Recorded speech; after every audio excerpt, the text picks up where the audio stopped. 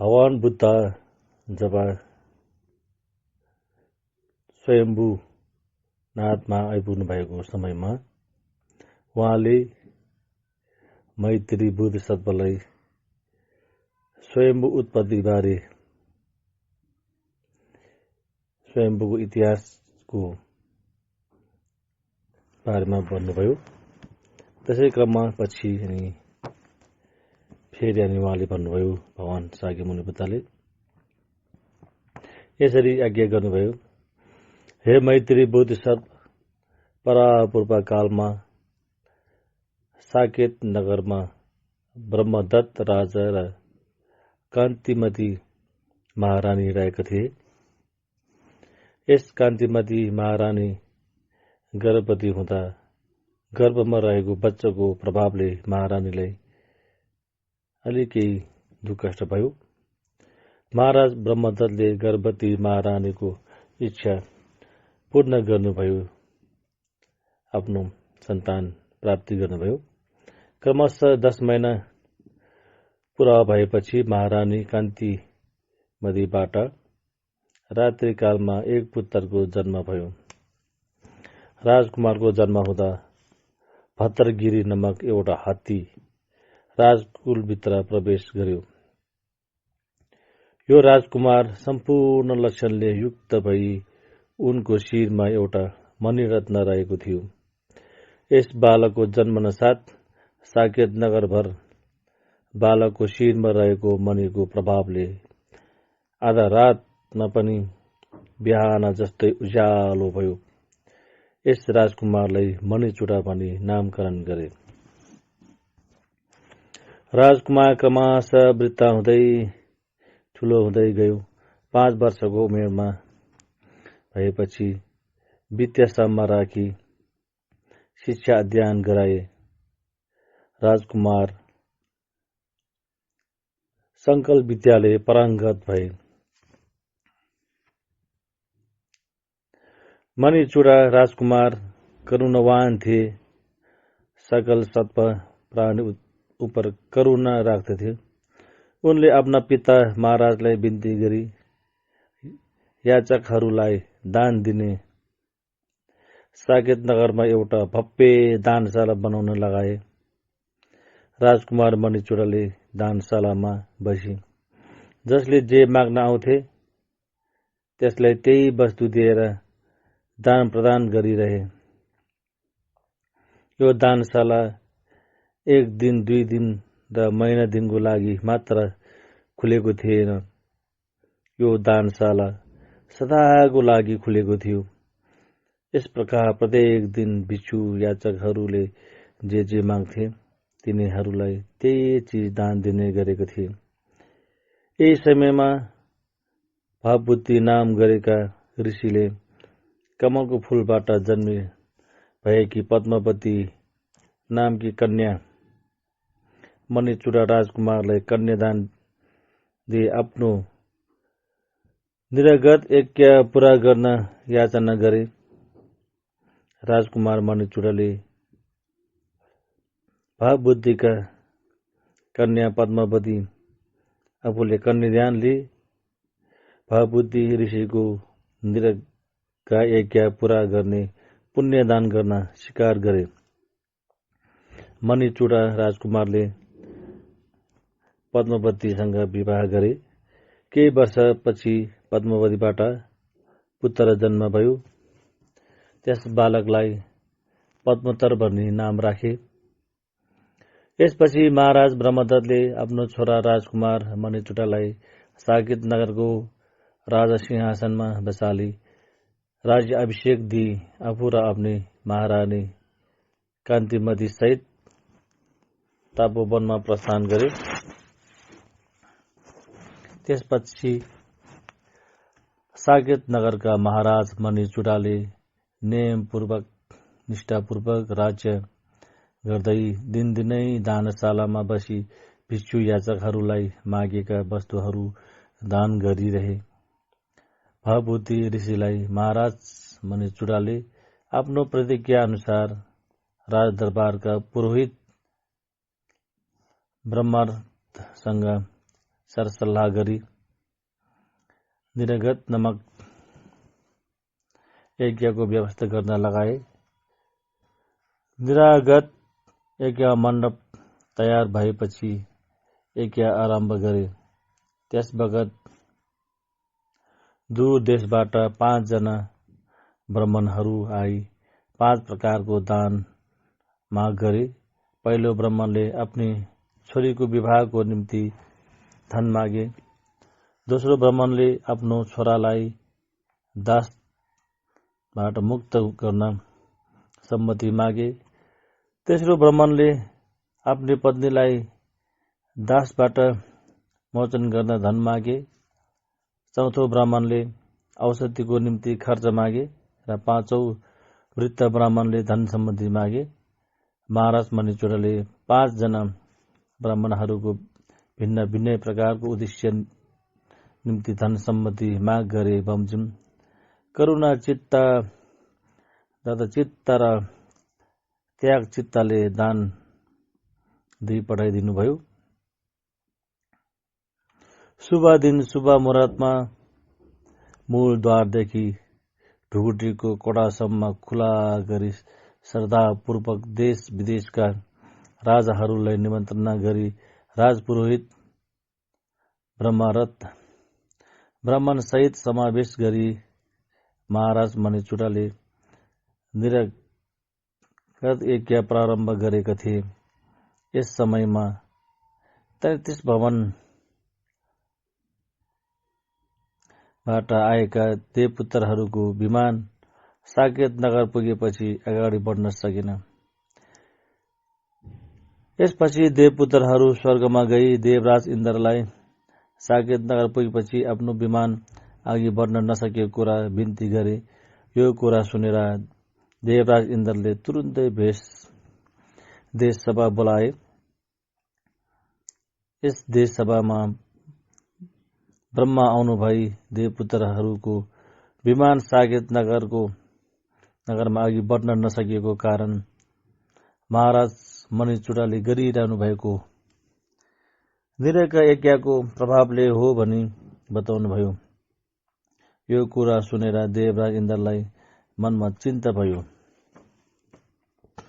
महाराज मणिचूडाले यज्ञ प्रारम्भ गरेको 20औं दिनमा आगो बलिरहेको निरगत यज्ञबाट अकस्मात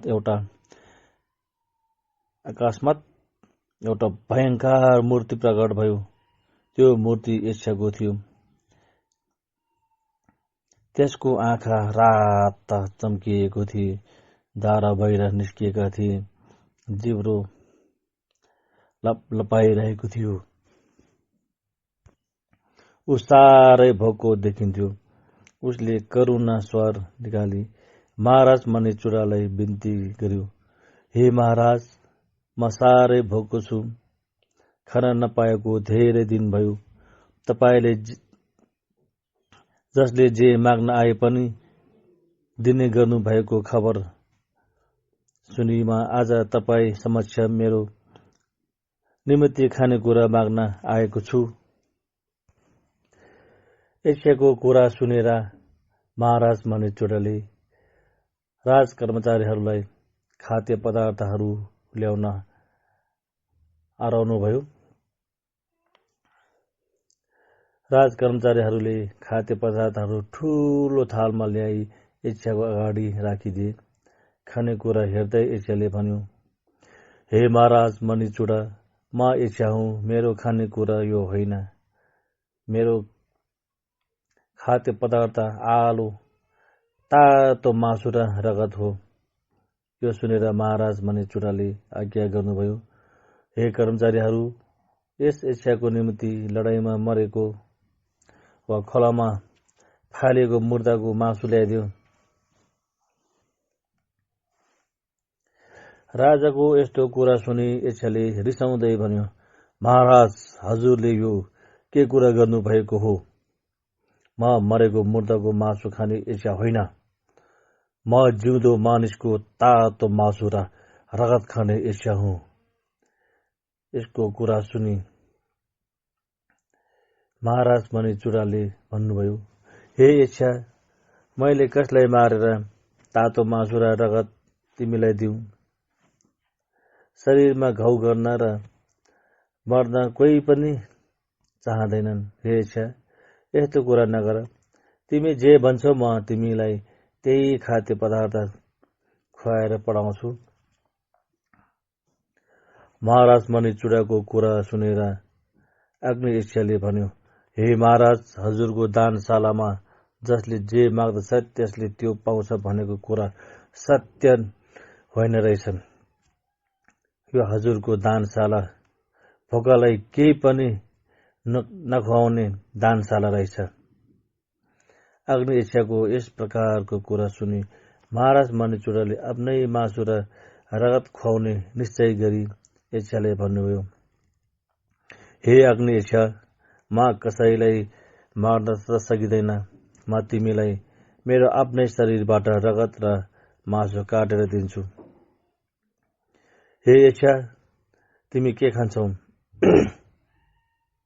यदि भनी महाराज मणिचुडाले आफ्नो लुगा फुकाल्नुभयो। इच्छा मण्डलमा रही धारिलो खड्गले आफ्नो शरीरको मासु काट्दै इच्छालाई दिनुभयो। यसमा कसैले पनि विरोध नगर्नु भनी त्यहाँ रहेको सबैलाई बोध गर्नुभयो। महाराजको शरीरबाट रगतको धार बग्न थाल्यो। महाराज मणिचुडाले आफ्नो शरीरको मासु काटेर दिँदै जानुभयो। इच्छाले पनि स्वाद लिई राजाले दिएको मासु खाँदै गर्यो। महाराज मणिचुडाले आफ्नो शरीरबाट मासु काटेर इच्छालाई खुवाइरहनु भएको पीडा सहन नसकी त्यहाँ रहेको लोकजनले रुँदै महाराजलाई बिन्ती गरे, हो महाराज, हजुरले यसरी आफ्नो शरीरबाट मासु काटेर नदिनुहोस्। हजुरको मृत्यु भयो भने हामीहरू कसले दान देलान् हामीहरूलाई? महाराज बिना हामीहरू कसरी बाँचिरहौं? भो महाराज, मासु काट्न छोड्नुहोस्। लोकजनहरूले यसरी करुणा पुकार गरिरहे तापनि महाराज मणिचुडाले धैर्य गरेनन्। अग्नि इच्छालाई आफ्नो शरीरबाट मासु काट्दै खुवाइरहनुभयो। अग्नि इच्छा महाराज मणिचुडाले मासु काट्दै दिइरहनु भए तापनि यसबाट सन्तुष्ट नभई महाराज मणिचुडालाई झम्टी शरीरमा मुख गाडेर टोक्दै शरीरमा रगत चुस्न थाल्यो। यो देखेर प्रजाजनहरू सबै महाराजको पीडा हेर्न नसकी विलाप गरिरहे। महाराज मणिचुडाले आफ्नो आँखा चिम्ली इच्छालाई रगत चुसाइरहनुभयो।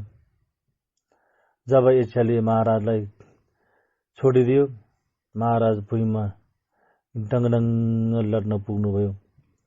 महाराज पीडाले स्मृतिहीन भई बेहोस हुनुभयो। त्यस बखत 6 किसिमले भूकम्प गयो। लोकजनहरू महाराजको यस्तो अवस्था देखि सहन नसकी तिनीहरू पनि धमाधम भूमिमा लड्न थाले। सबैजना रुन थाले।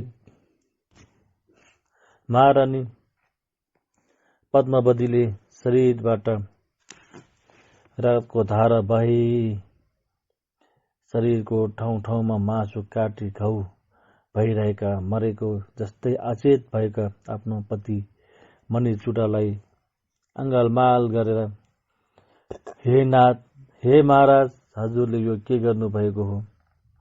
हामीहरू कसरी बाँचिरहौं? हे नाथ, हे स्वामी, मलाई एकपल्ट हेर्नुहोस्। हे पद्मावती भनी मलाई सम्बोधन गर्नुहोस्। अब मैले कसो गरू? हे भक्त सर्प, हे दानवीर, हे नाथ, हाम्रो छोरा कसरी रोइरहेछ हेर्नुहोस्। राजकुमार पनि रुँदै आफ्ना पिताश्रीलाई अङ्गालो हाली रोइरह्यो। हो पिताज्यू, हजुरले यो के गर्नु भएको हो? महारानी पद्मावतीले आफ्नो केश आफैले लुची बिरहा सहन नसकी आफ्नो छातीमा आफैले पिटी रुए। हे नाथ, साकेत नगरमा अब के गर्ने हो? हामीहरू कसको मुख हेरेर बाँचिरहौँ? हाँ भनी कष्ट गरी रुए। अनि अलाप बिलाप गरी रोइरहनुभयो। रुँदा रुँदै महारानी र राजकुमार महाराजको शरीरबाट घोप्टो पर्नुभयो। यस बखत महाराज मणिचुडालाई बिस्तारै होस फिर्दै आयो। आफूलाई चेतना आएपछि महाराज मणिचुडाले महारानी पद्मावती र राजकुमार पद्मोत्तरलाई रोइरहेको देखेर भन्नुभयो, हे महारानी पद्मावती, हे राजकुमार पद्मोत्तर, तिमीहरू नरो। यस संसारमा कोही पनि सधैँ रहन पाइँदैन। एक दिन सबैलाई छोडेर जानुपर्छ। यसकारण तिमीहरूले बिराही गरी रुन्न छोड। धैर्य गर। यति भनी फेरि अग्निएच्छालाई मासु काटेर खुवाउनुभयो। अग्निएच्छाले महाराज मणिचुडालाई भन्यो, हे महाराज, अब मलाई मासु खान र रगत पिउन पुग्यो। मेरो पेट भरियो। यसकारण म हजुरलाई आशीर्वाद दिन्छु। मलाई आफ्नो शरीरबाट मासु काटी खुवाएर रगत पिलाएर सन्तुष्ट गर्नुभयो। त्यसैले हजुर चाँड नै 33 भुवन स्वर्गको राजा इन्द्र हुनुहोस् भन्ने उहाँले आशीर्वाद दियो। अग्निएच्छाको यस्तो आशीर्वाद सुनेर महाराज मणिचुडाले भन्नुभयो, हे एच्छा, तिमी मेरो कल्याण मित्र हौ।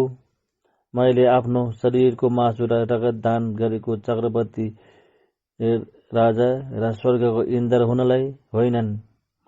मैले यस दानशालामा रहेर दान गरेको पुण्य प्राप्त हुन्छ भने त्यसले यथाचित बोधि सम्भार पूर्ण भई सम्यक सम्बुद्ध हुन पाऊ। यही मेरो प्राणीदान हो। महाराज मणिचुडाको यस्तो वचन सुनेर अग्निएच्छाले ईर्ष्याको भेष छोडेर आफ्नो इन्द्रको रूप धारण गरेर भन्नुभयो, हे महाराज, म इन्द्र हुँ। यति भनी इन्द्रले घाउले भरिएको महाराज मणिचुडाको शरीरमा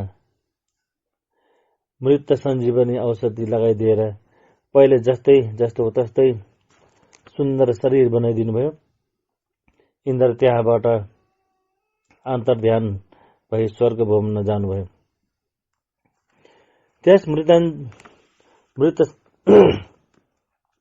मृत सञ्जीवनीको प्रभावले महाराज मणिचुडाको शरीर दिव्यदेही भयो। महाराज मणिचुडाले निरागत यज्ञ 21औं दिनमा पूर्ण गरी पुरोहित ब्रह्मरथलाई भद्रगिरी हात्ती दान दिनुभयो। महाराज मणिचुडाले पुरोहित ब्रह्मरथलाई भद्रगिरी हात्ती दान गरेको देखेर महाराज दुष्प्रभाले महाराज मणिचुडालाई भन्नुभयो, महाराज, त्यो भद्रगिरी हात्ती ब्राह्मणलाई के काम छ? त्यो हात्ती दान दिनु भएको भए तापनि फिर्ता गरेर मलाई दिनुहोस्। महाराज दुष्प्रभाको यस्तो कुरा सुनेर महाराज मणिचुडाले भन्नुभयो, हे महाराज दुष्प्रभा, दान दिइसकेको वस्तु फिर्ता लिनु हुँदैन। यसकारण त्यस हात्तीमा तपाईले लोभ नगर्नुहोस्। महाराज मणिचुडाले यस्तो भन्नु भएको सुनेर महाराज दुष्प्रभा रिसले चुर भएर हस्तिनापुर फर्कनुभयो। महाराज मणिचुडाले भावुकले ऋषिलाई डाक्न पठाई निरागत यज्ञको पुण्यदान गर्नुभयो। भावुकी ऋषि आशीर्वाद दिई आफ्नो आशामा फर्कनुभयो। एक दिन दानशालामा मानव नामका एकजना शिष्यलाई महाराज मणिचुडालाई यस्तो बिन्ती गरे, एकजना शिष्य आई महाराज मणिचुडालाई यस्तो बिन्ती गरे, हे महाराज, हाम्रो गुरु मरिच ऋषिलाई गुरु दक्षिणा दिनको निम्ति हजुरसँग एउटा दान लिन आएको छु। उनको कुरा सुनेर महाराज मणिचुडाले आज्ञा भयो, हे ऋषिका शिष्य, तपाईलाई के दान चाहिएको छ भन्नुहोस्, म दान दिन तयार छु। त्यसपछि शिष्यले भने, हे महाराज मणिचुडा, हजुर अत्यन्तै दानी भन्ने कुरा सुनेको म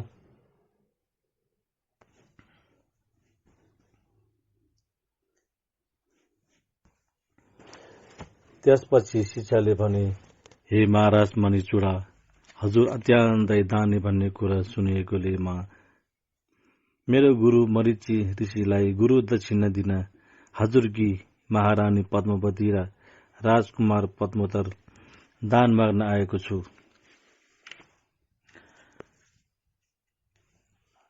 मानवक मुनिको यस्तो कुरा सुनेर महाराज मणिचुडाले आफ्नो प्रिय महारानीलाई दाहिने हातले समाती, राजकुमार पद्मोत्तरलाई बायाँ हातले समाती तिलकुश राखी संकल्प गरी मानवका मुनिलाई दान गर्नुभयो।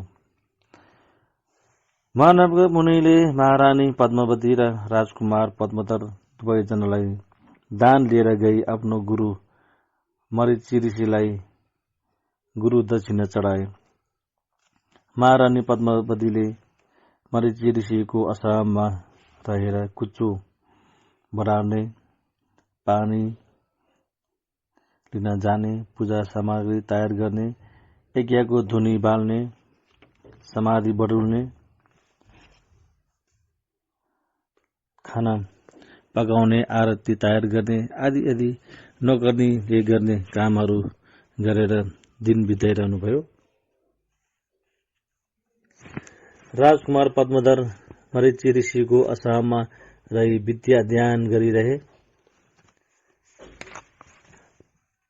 मणिचुडाले दान दिइसकेको भत्तरगिरी हात्ती फिर्ता गरी दिएन भने हस्तिनापुरका राजा दुष्प्रभा रिसाई बिना कारण सैन्यहरू साथमा लिई युद्ध गर्न आए। महाराज मणिचुडा 4 जना प्रत्येक बुद्धहरूको साथमा युद्ध नगरिकन आफ्नो देश त्याग गरी साकेत नगरबाट बाहिर निस्कनुभयो। राज दुष्प्रभाको सैन्यले साकेत नगरमा पसी ठूलो अत्याचार गरे। महाराज मणिचुडा आफ्नो देश त्याग गरी भ्रमण गर्दै शुद्ध भूमि धर्मभूमि हुँदै पुण्य भूमि नेपाल मण्डलमा पुग्नुभयो। मणिशील नमक पर्वतमा जानु भई त्रिरत्नको शरणमा गएर अनुत्तर सम्यक सम्बुद्धि ज्ञान प्राप्त गर्ने हेतुले तपोवनमा रही तपस्या गरिरहनुभयो। साकेत नगरमा त्यहाँका देशवासीहरूलाई हस्तिनापुरका सेनाले अत्यन्तै पीडा दियो। हस्तिनापुरका सेनाले यस्तो अत्याचार गरेको सहन नसकी महाराज मणिचुडाको मन्त्रीले सैन्य सञ्चालन गरी मरिची ऋषिको आश्रममा गएर राजकुमार पद्मोत्तरलाई माग गरी फिर्ता ल्याई सैन्य सङ्गम गरेर साकेत नगरमा हस्तिनापुरका सैन्यसँग युद्ध गरेर जिती राजकुमार पद्मोत्तरलाई राजा बनाई शासन चलाए। एक दिन महारानी पद्मावती वनमा फलफुलहरू लिन गइरहेको बेलामा अकस्मात एउटा व्यथा आई महारानी पद्मावतीलाई बोकेर लगी महाराज मणिचुडा तपस्या गरिरहनु भएको आश्रममा पुर्याएर महारानी पद्मावतीको कपाल लुची कुटपिट गरी ठूलो पीडा दियो। महारानी पद्मावतीले पीडा सहन नसकी विलाप गर्दै आफ्ना पति महाराज मणिचुडालाई पुकार गर्नुभयो। महारानी पद्मावतीलाई यसरी पीडा दिँदा र महारानीको विलाप पुकार सुनेर पनि महाराज मणिचुडले आँखा खोली हेर्नु भएन। यो देखेर महारानी पद्मावतीले विलाप गर्दै भन्नुभयो, धन्य छ मेरो नाथ महाराजको चित्त आफ्नै पत्नी महारानीलाई यसरी असह्य पीडा दिई शासना गर्दा पनि आँखा खोलेर हेर्नु भएनन्। उहाँको कस्तो कडा चित्त होला। महारानी पद्मावतीको यस्तो वचन सुनेर मणिचुडले आँखा उघालेर हेरी व्याथालाई भन्नुभयो, हे व्याथा, प्रतिव्रत धर्ममा रहेकी सती स्त्री जातिलाई त्यसरी शासन गर्नु हुँदैन। उनीहरूले श्राप दिएमा त्यो श्राप लाग्दछ। राजा मणिचुडाको यस्तो वचन सुनेर त्यस व्याथाले निर्दयपूर्वक पद्मावतीलाई निर्घातसँग चुट्यो। वेतन असह्य भएपछि महारानी पद्मावतीले श्राप दिन लाग्नुभयो। त्यस बेला व्याथाको भेष छोडेर देवराज इन्द्रको रूप धारण गरेर मणिचुडा र पद्मावतीसँग क्षमा याचना गरे। क्षमा याचना गर्नुभयो। त्यसपछि पद्मावतीलाई मरीचि ऋषिको आश्रममा पुर्याइदिनुभयो। पहिला जस्तो ततै बनाइदिनु भएर मरीचि ऋषिको आश्रममा पुर्याइदिनु भयो। अनि फलफुलका बिरुवाहरू र फलको रुखहरूले अत्याउँदै भने त्यस वनमा फूलका सुगन्ध आइरहेको थियो। अनेक जातका पन्छीहरूले सुमधुर स्वरमा गाइरहेको थिए। महाराज मणिचुडा एउटा ठूलो फराकिलो ढुङ्गामा बसी सोचिरहनु भएको थियो। अब आफ्नो देशमा छाँदा देशवासी जनता र विदेशका याचकहरूलाई जसले जे माग्न आउँथे तिनीहरूलाई त्यही वस्तुहरू दान गरेर बसेका थिए। अहिले यहाँ दान माग्नेको लागि कोही पनि याचकहरू आएको छैनन्। यदि आइहालेमा पनि मसँग दान दिने वस्तु केही पनि छैन, के दिने? महाराज मणिचुडाको मनमा यस्तो विचार आइरहेको बेलामा 4 जना ब्राह्मणहरू त्यस मणिशील पर्वत चढेर राजाको समीपमा आए। तिनीहरूलाई देखेर मणिचुडाले तिनीहरूलाई आफ्नो आश्रममा लगी तिनीहरूको घोडा धोइदिएन। वनमा फलहरू खुवाउनुभयो र भन्नुभयो, हे ब्राह्मणहरू, तपाईहरू यो दुर्गम वनान्तरमा किन आउनुभयो? कहाँ जान लागि कहाँ आउनु भएको हो भनी सोध्नुभयो। महाराज मणिचुडाको आज्ञा सुनेर ब्राह्मणहरूले भने, हे महाराज, हामीहरू यहाँ आएको कारण हजुरलाई बिन्ती गर्दछौं, सुन्नुहोस्। हस्तिनापुरका महाराज दुष्प्रभाको देशमा महामारी रोग फैली धेरै मानिसहरू मरिसके र असंख्य मानिसहरू रोगले पीडित भएका छन्। यसकारण त्यस महामारी रोग शान्त गर्नको निम्ति हामीहरू हजुरको शिरोमणि माग्न आएको हौ। आज हामीहरूको भाग्यले हजुरको समीपमा आइपुग्यो। हे दानवीर, हे दयासिन्ध महाराज मणिचुडा, हजुरले सर्वसत्व प्राणीहरूमाथि दया राखी दान दिनुहोस्। हजुरले हाम्रा हस्तिनापुरका जनतालाई करुणा गर्नुहोस्। दुखी पीडितहरूको जीवन रक्षा गर्नुहोस्। हजुरले आफ्नो शरीरमा रहेको शिरोमणि हामीलाई दान गरी दुखी पीडितहरूको उद्धार गर्नुहोस्। हे महाराज, हजुर पुण्यात्मा महात्यागी सत्व प्राणीहरूमाथि करुणा गर्ने हुनुहुन्छ। हे महाराज, हामीहरूको हस्तिनापुरका प्रजावर्गलाई पनि करुणा गर्नुहोस्। हामीहरूले हजुरको शिरको मणि पाएर आफ्नो देश हस्तिनापुरमा लगी त्यो मणि पानीले पखालेर त्यो पानी पीडित लोकजनलाई खुवाई शरीरमा सिंचाइ गर्छौं।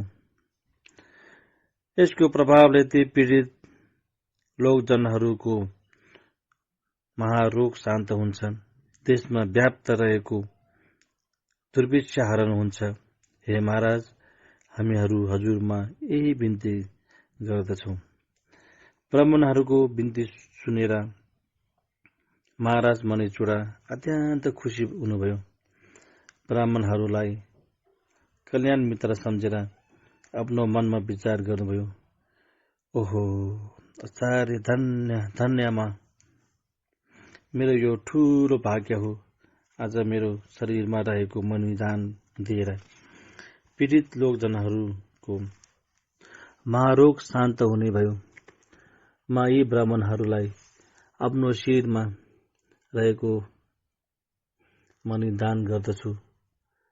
यी ब्राह्मणहरूले मेरो मणि हस्तिनापुरमा लिएर गई पानीमा पखाली त्यो पानी लोकजनलाई खुवाउनेछन् र देशभर त्यो पानी छर्कनेछन्, जसले गर्दा पीडित जनहरूको रोग शान्त हुन्छ र देशमा दुर्भिक्ष हटी सुभिक्ष हुनेछ। यसकारण मलाई ठूलो हर्ष भएको छ। यसपछि महाराज मणिचुडाले 5 ब्राह्मणहरूलाई आज्ञा गर्नुभयो, हे ब्राह्मणहरू, हस्तिनापुरमा भएको महामारी रोग शान्त गर्न, देशमा भएको दुर्भिक्ष हटाउन मैले आफ्नो शिरमा रहेको मणि तपाईहरूलाई दान दिने निश्चय गरे। आजको दिनमा मैले मणि दान गरेर दान पारमिता पूर्ण गर्न सकूं। यो भाव संसार समुद्र पार गरेर बुद्धि सम्भारले पूर्ण हुन सकूं। आजको दिन मैले मणि दान गरेर सत्व प्राण उतार सदा सर्वदा सेवा गर्न सकूं भनी प्राण दान गर्दछु। महाराज मणिचुडाले पानी भरिएको कमण्डलु ल्याई 5 जना ब्राह्मणहरूलाई भन्नुभयो, हे कल्याण मित्र ब्राह्मणहरू, तपाईहरू आज मेरो मनोरथ पूर्ण गर्न आउनुभयो। तपाईहरू धन्य हुनुहुन्छ। मैले तपाईहरूलाई पनि मणि दान दिन प्रण गरे। मणिचुडा राजाले यसरी प्राणदान गरी भन्नुभयो, यो मणि दान गरेको पुण्यले पृथ्वीपति चक्रपति राजा हुने इच्छा गरेको होइन, 33 का देवराज इन्द्र हुन पनि होइन, कामना गरेको मैले होइन, वैकुण्ठको नारायणको पद पाउनको लागि पनि होइन, कैलाशको महादेव बन्नलाई पनि होइन, चतुर्मुख ब्रह्मण हुनलाई पनि होइन। यो मेरो मणिदान केवल अनुत्तर सम्यक सम्बुद्धि ज्ञान लाभ गरेर बुद्ध भई संसारमा रहेका प्राणीहरूलाई उद्धार गर्नको निमित्त मात्र हो। रोगीहरूको रोग शान्त गर्न सकूं, अगतिहरूलाई गति दिन सकूं। यो मेरो मणिले हस्तिनापुरमा महामारी रोगले दुःख पाइरहेका लोकजनको उद्धार होस्। हस्तिनापुरमा भइरहेको दुर्भिक्ष हटी सुभिक्ष होस्। मेरो मणि दानको यही प्राणदान हो। महाराज मणिचुडाले यस्तो प्राणदान गर्नु भएपछि पृथ्वीमा 6 प्रकारको भूकम्प गयो। 10 दिशामा अन्धकार भई अकुल व्याकुल भई चन्द्र र सूर्यको तेज कम भयो। ठाउँ ठाउँमा उल्कापात भयो। 10 दिशाहरूमा आगो दङ्गिएको ज्वाला देखियो। आकाशमा देवताहरू कोहलाल सप्ताह गरी कराइरहे। फुलिरहेको फूलहरू झर्न थाले, फलिरहेका फलहरू झर्न थाले। त्यस वनमा रहेका बाघ भालु मृग आदि वनजन्तुहरू र मैना काग गरुड आदि पन्छीहरू विषप्तले कराउँदै यता उताबाट यता दौडिरहे, उडिरहे। देव यक्षा गन्धर्व किन्नर नाग आदि सकल लोकमा अहंकार मचियो। ब्रह्मा नारायण महादेव इन्द्र आदि लोकपाल देवहरू आकाशमा आई भयभीत भई अब के हुने होला भनी हाहाकार गरी कराइरहनुभयो। यस्तो अवस्थामा महाराज मणिचुडाले ब्राह्मणहरूलाई आज्ञा गर्नुभयो, हे ब्राह्मणहरू, मेरो बिन्ती सुन्नुहोस्। तपाईहरूले मेरो शिरमा करौतीले चिरेर शिरमा रहेको मणि जरा समेत उखालेर मेरो हातमा थमाइदिनुहोस् अनि संकल्प वाक्य पढ्नुहोस्। बुद्धि ज्ञान प्राप्तिको कारण मैले तपाईहरूको हातमा यो मणि दान गर्दछु। अब विस्तार नगर्नुहोस्, मेरो शिरमा करौतीले चिरेर मणि निकाल्नुहोस्। ब्राह्मणहरू अब तिरलम्ब नगर्नुहोस्, चाँडै करौतीले चिर्नुहोस्। यति आज्ञा गर्नुभई महाराज मणिचुडा वज्रासनमा बसी आँखा चिम्लेर रहनुभयो। त्यस बेला वनबाट वनदेवी प्रकट भई महाराज मणिचुडालाई करुणा गरी ब्राह्मणहरूलाई यस्तो आज्ञा भयो, हे चण्डाल ब्राह्मणहरू, यस्ता परम पुरायत्मा महाराज मणिचुडाको शिरमा किन करौतीले चिर्न लागेको हो? वनदेवीको यस्तो वचन सुनि महाराज मणिचुडाले आज्ञा गर्नुभयो, हे वनदेवी, दान दिन आएकोहरूलाई नरोक्नुहोस्। यी ब्राह्मणहरू हस्तिनापुरमा महामारी रोग फैलिएकोले त्यो शान्त गर्न मेरो मणि लिन आउनुभएको हुन्। त्यस देशमा फैलिएको महामारी रोग शान्त गर्न हेतु मैले आफ्नो मणि दान गर्न लागेको हुँ। वनदेवी, तपाईँले मेरो दान पारमिता पूर्ण गर्ने प्रतीक्षा भङ्ग नगर्नुहोस्। महाराज मणिचुडाको यस्तो त्याग प्राणदान सुनि वनदेवीले साधुवाद दिई अन्तर्ध्यान हुनुभयो। महाराज मणिचुडाको शिरमा कसरी करौतीले चिर्नु पर्ला भन्ने ब्राह्मणहरू टोलाइरहे। महाराज मणिचुडाले फेरि ब्राह्मणहरूलाई आज्ञा गर्नुभयो, हे ब्राह्मणहरू, किन विलम्बन गरिरहनु भयो? विलम्बन नगर्नुहोस्, यथाशीघ्र मेरो शिरमा करौतीले चिरी मणि झिक्नुहोस्। महाराज मणिचुडाले यस प्रकार बारम्बार आज्ञा गर्नु भएपछि ब्राह्मणहरूले महाराज मणिचुडाको शिरमा करौती राखी मणि झिक्नेको लागि चिर्न थाले। दया सागर हुनुभएका राजा मणिचुडा अत्यन्तै धारिलो करौतीले आफ्नो शिरमा चिर्न लगाई अत्यन्तै कष्ट सहन गरी धैर्य गरी ब्राह्मणहरू उप दयाचित गर्नुभई रगतको धारो बग्न लगाई अति पीडा सहिरहनुभयो। ब्राह्मणहरूले करौतीले शिरमा सप्ताह आउने गरिकन चिरिरहे। महाराज मणिचुडाको शिरदेखि मुख हुँदै रगतको धारा बहिरह्यो। यस बेला आकाशबाट देवलोकहरूले साधुवाद गरिरहे। महाराज मणिचुडाले वेदना सहना गरी मनमा यस्तो चिन्तन गरिरहनुभयो, मलाई जतिसुकै वेदना आए पनि तापनि वीर्य बलले वेदना सहिरहन्छु। मलाई जतिसुकै कष्ट भए तापनि सकल प्राणीहरूको उद्धार होस्। सकल सत्व प्राणीहरूको लागि त्याग चित्तद्वारा यो मणिदान गरेको पुण्यले अनुत्तर सम्यक सम्भूति ज्ञान प्राप्त होस्। यसरी आशिका गर्दै महाराज मणिचुडाले करौतीले चिरेकोले भएको वेदना सहिरहनुभयो। महाराज मणिचुडाले अन्ततः कारणदेखि नै यस्तो इच्छा गर्नुभयो, मलाई जतिसुकै कष्ट भए तापनि धैर्य गरी मैले आफ्नो रगत मासु दान गरेर अरू प्राणीहरूको रक्षा गर्छु भनी कामना गरिरहेको धेरै दिन भयो।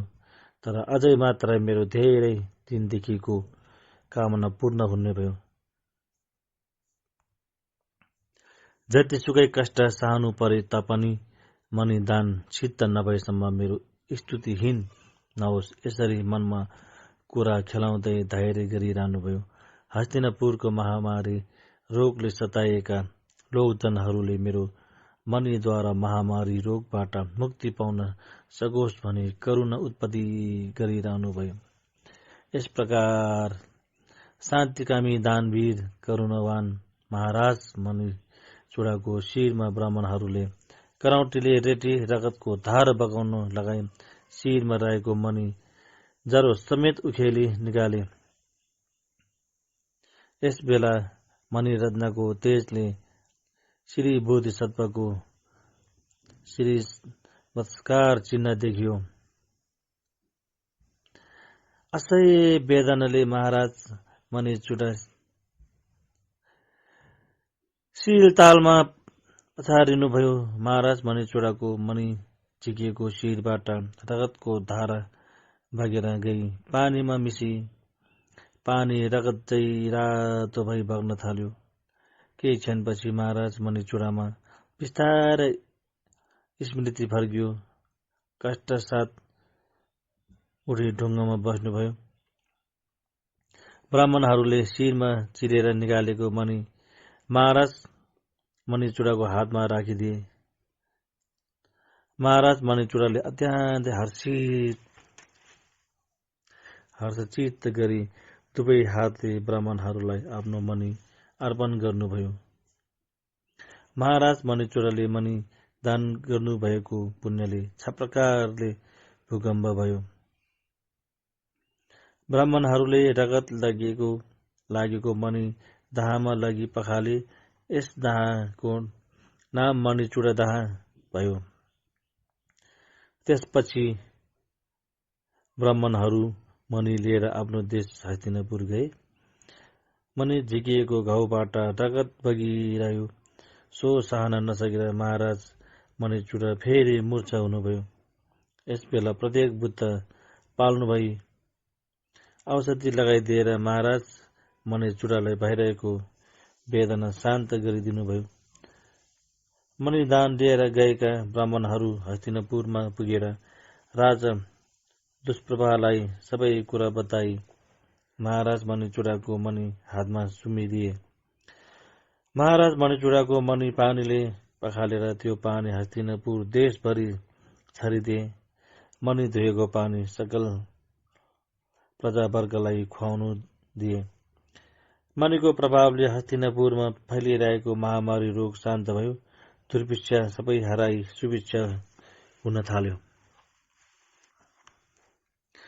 महाराज मणिचुडाको शिरमा रहेको मणिदानले हस्तिनापुरमा व्याप्त भएको महामारी रोग शान्त भई सुभिक्षा भएको कुरा सुनेर राजकुमार पद्मधर आफ्नो पिता श्री महाराज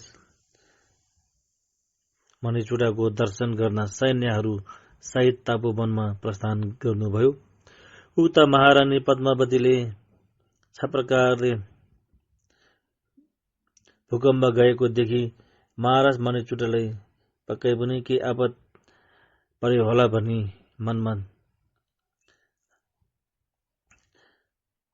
मनमा पीडा लिई मरिजी ऋषिलाई बिन्ती गरेर ऋषिको साथै महाराज मणिचुडा तपस्या गरिरहनु भएको तपोवनमा जानुभयो। आफ्नो पति महाराज मणिचुडालाई दर्शन प्रणाम गरी भएको वृत्तान्त सुन्नुभयो। यसै बेला भावबुद्धि ऋषिले पनि महाराज मणिचुडाले मणिदान दिनुभएको समाचार सुनेर तपोवनमा आउनुभयो। यसै बेला राजकुमार पद्मधर मन्त्रीहरू र सैन्य सहित तपोवनमा आई आफ्नो पिताश्री र माताश्रीलाई दण्डवत प्रणाम गरी बिन्ती गर्नुभयो। हो पिताज्यू, हजुर पुनः आफ्नो देश साकेत नगरमा फर्कनु भई पहिले जस्तै दानशाला बनाई दुखी याचकहरूलाई दान प्रदान गरी प्रजा पालन गरेर राज्य गर्नुहोस्। आफ्नो प्रजा वर्गको दुःख कष्ट हरण गर्नुहोस्। यदि बिन्ती गरी राजकुमार पद्मधरले महाराज मणिचुडा र महारानी बदीलाई रथमा विराजमान गरी स्वदेश हस्तिनापुरमा ल्याउनुभयो। पार्वती ऋषि र मरीचि ऋषिले सबैलाई आशीर्वाद दिनुभई आफ्नो आश्रममा फर्काउनुभयो। राजकुमार पद्मोदरले आफ्ना पिता महाराज मणिचुरा र माता महारानी पद्मावतीलाई आफ्नो देश साकेत नगरमा ल्याउनु भई पहिले जस्तै सिंहासनमा विराजमान गरी राज्य सञ्चालन गराउनुभयो। महाराज मणिचुराले पहिले जस्तै नै दानशाला बनाई, जसले जे दान लिन आउँछ तिनीहरूलाई त्यही दान दिनुभई प्रजावर्गलाई सुख आनन्द दिई राज्य चलाउनुभयो। यो वृत्तान्त भगवान साक्य मुनि बुद्धले मैत्री बोधिसत्वलाई आज्ञा गर्नुभएको मणिलिङ्गेश्वर तीर्थ महात्माको हो। यसरी महाराज मणिचुराले आफ्नो देशमा भएको एकदम अमूल्य वस्तुहरू मात्र नभइकन आफ्नो मासु रगत समेत दान दिनुभयो। आफ्नो शिरमा रहेको मणि समेत करौतिर चिर्न लगाई मणि दान दिनुभई दान पारमिता गर्नुभएको थियो भने तपाईँ हामीले पनि जीवनमा त्यस्तो त गर्न नसक्ला, तैपनि सकेको दान दक्षिणा चाहिँ गर्नुहोला, किनकि दान पारमिता गर्नलाई एकदमै अत्यन्तै जरुरी छ। यो कथाबाट हामीले के बुझ्न सक्छौँ भने एकदम दान जस्तो ठुलो अरू केही पनि छैन। महाराज मणिचुरा जस्तो बन्न नसके तापनि तपाईँ हामी पनि उहाँबाट केही शिक्षा चाहिँ अवश्य पनि लिन सक्छौँ। धन्यवाद। सोनमदी थन्जे शिरबागी थोम्नेगी बे डना फम्जे सिंह के गाय नाचो बलो टोबाई शिरबे झोले रो डोलबराई छु भावदु सर्व मंगलम।